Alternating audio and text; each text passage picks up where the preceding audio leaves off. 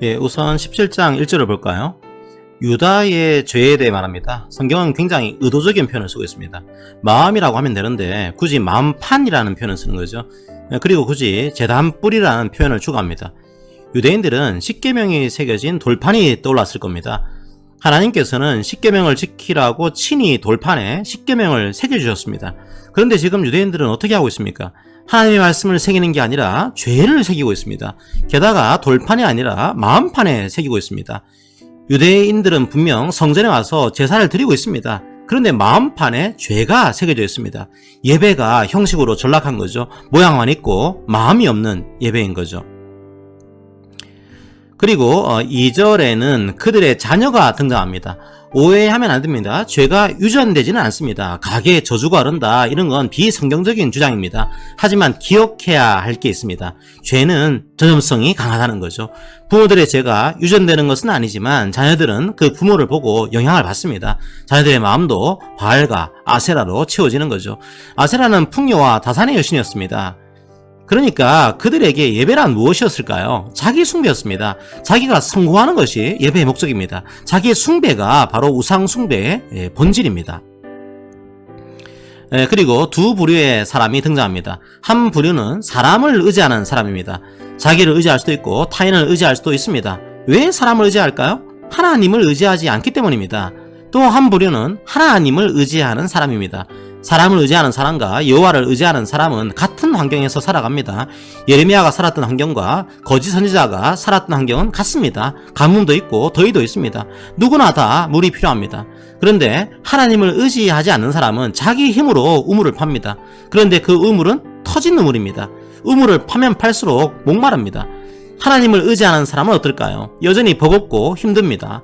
하지만 그 속에 생수가 있습니다. 힘들지만 좌절하지 않습니다. 힘들지만 포기하지 않습니다. 우리는 목마릅니다.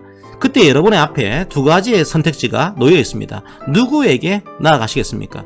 힘 있는 상사를 의지하시겠습니까? 스스로의 능력을 의지하시겠습니까? 권면합니다. 하나님 앞에 나아가십시오. 여러분의 목마름을 해결할 분은 한 분밖에 없습니다. 하나님 앞에 무릎 꿇고 하나님께 부르짖을 때 하나님께서 그 목소리를 들으십니다. 그런데 여기서 문제가 하나 등장합니다. 바로 17장 9절입니다. 우리에게 가장 중요한 곳은 마음이라고 선포합니다. 그리고 나서 그 마음이 부패했다고 선포합니다. 성경은 모순적인 상황으로 우리를 끌고 갑니다. 도대체 우리는 어떻게 해야 할까요? 성도 여러분, 31장에는 새 언약이 등장합니다. 우리의 부패한 마음으로는 절대로 하나님의 계명을 온전히 지킬 수 없습니다. 아예 죄가 새겨진 그 마음을 바꿔야 합니다.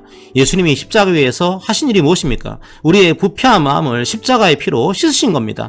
그리고 우리에게 새 마음을 주신 겁니다. 성도 여러분, 여러분의 마음이 깨끗해서 하나님께서 오신 것이 아닙니다. 가장 더럽고 부패한 것들이 모여있는 곳이 바로 마음입니다. 온갖 썩은 냄새가 진동하는 그 마음에 하나님께서 오신 겁니다. 그러니까 예수를 믿는 사람들은 교만하면 안 됩니다. 이렇게 부패한 마음에 하나님께서 오셔서 우리를 구원해 주셨는데 어떻게 교만할 수가 있습니까? 우리의 구원이란 무엇입니까? 우리의 마음이 새롭게 창조된 것입니다. 바로 그 마음을 하나님께서 다스리시는 겁니다. 그 마음이 있는 사람들의 기도는 어떨까요? 예레미야 17장 14절을 볼까요? 하나님을 의지하는 사람들은 가난한 마음으로 기도합니다. 그 마음이 새겨진 사람들은 자기를 의지하지 않습니다. 힘센 사람들을 의지하지 않습니다. 오직 하나님만을 의지합니다. 그 마음이 없는 사람들은 어떻게 말할까요? 예레미야 17장 15절을 볼까요? 그 마음이 없는 사람들의 가장 중요한 특징은 무엇일까요? 하나님 말씀을 조롱합니다.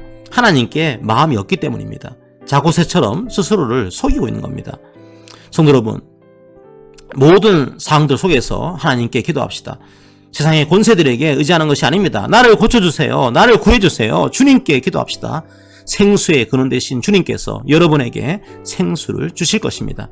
주님의 은혜가 날마다 여러분의 마음에서 흘러넘치기를 기도합니다. 아멘.